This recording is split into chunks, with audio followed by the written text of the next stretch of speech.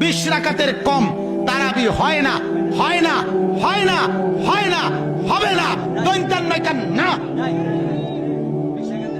কি নয় কেন না, দৈন্তান্ন মর্দিনান্ন না, দৈন্তান্ন কেন?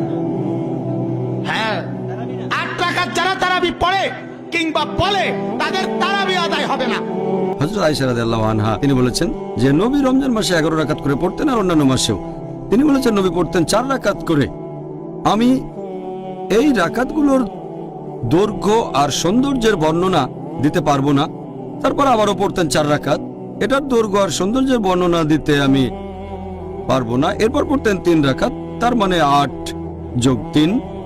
তবে যদি দেখেন বিভিন্ন প্র্যাকটিস সালাফি সালেহিনের পরবর্তী প্রজন্ম, তার মানে সাহাবীগণ, তাবেঈন, তবে তাবেঈন, রেকর্ড ঘাটলে দেখতে পাবেন তারা পড়তেন 11 রাকাত, কেউ 13 রাকাত, কেউ 19 রাকাত, কেউ 23 রাকাত, কেউ 36 রাকাত, কেউ আবার 39 রাকাত পড়তেন। আর আপনি যদি পড়েন মুসান্নাফ ইবনে শাইবা খণ্ড নম্বর 2 পৃষ্ঠা নম্বর 165 ও 166, বলা হয়েছে যে তাবাইনগণ যখন রমজান মাসে কিয়ামুল লাইল পড়তেন, যেটাকে বলা হয় তারাবি, তারা পড়তেন 20 রাকাত। কোন কোন জায়গায় আছে তারা পড়তেন 36 রাকাত। এখন এই নামাজের রাকাতের কথা যদি বলতে হয়, নবী বলেছেন তোমরা 2 রাকাত করে যত খুশি নামাজ পড়তে পারো, তারপর পড়বে 1 রাকাত।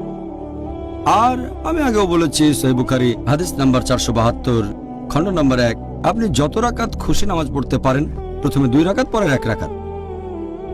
তবে আপনি যদি নবীর সুন্নত মেনে চলতে চান, নবী সবসময় পড়তেন 8 রাকাত যোগ 3। তাহলে কত রাকাতের অনুমতি আছে? আপনি যত খুশি পড়তে পারেন, 8, 10, 20, 36, সমস্যা নেই। তারপরে পড়বেন 3 রাকাত বেতর। আর আমাদের নবী পড়তেন 8 যোগ 3 11। তবে আপনি যত রাকাত খুশি নামাজ পড়তে পারেন। হ্যাঁ, আপনি আমাদের বলেছেন যে কিয়ামুল লাইলে আমরা মুসলিমরা যত রাকাত ইচ্ছা নামাজ আদায় করতে পারি, তবে নবীর সুন্নত 8 রাকাত। আপনি সেরকমই বলেছেন। হ্যাঁ, নবী পড়তেন 8 রাকাত, আলহামদুলিল্লাহ। তবে অনুমতি দিয়েছেন আপনি যত রাকাত খুশি পড়তে পারেন। হ্যাঁ।